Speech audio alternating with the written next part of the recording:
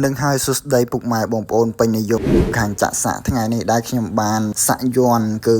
រៀបពេញមួយខ្នងហើយបងប្រុសគាត់ពូកែទ្រាំបានហើយការងារយើងក៏បានសាក់ហើយនៅសល់សន្លោះកន្លែងណាខ្វះខាតមិនទាន់ពេញមួយខ្នងចាំលើកក្រោយយើងនឹងបំពេញថែមឲ្យគ្រប់ដើម្បីឲ្យពេញមើលមួយខ្នងដើម្បីឲ្យស្អាតមើលទៅនឹងឃើញស្អាតហើយអំណាចជាងមុនបាទជួនគ្រប់ប្រានមិនត្រូវភ្លេច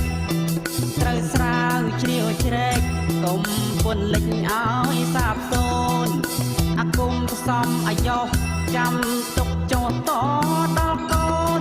ក្បាច់លូនក្បាច់ក្រាបលូនមានក្នុងក្បួនយុទ្ធសាស្ត្រខ្មែរមានក្នុងក្បួនយុទ្ធសាស្ត្រខ្មែរ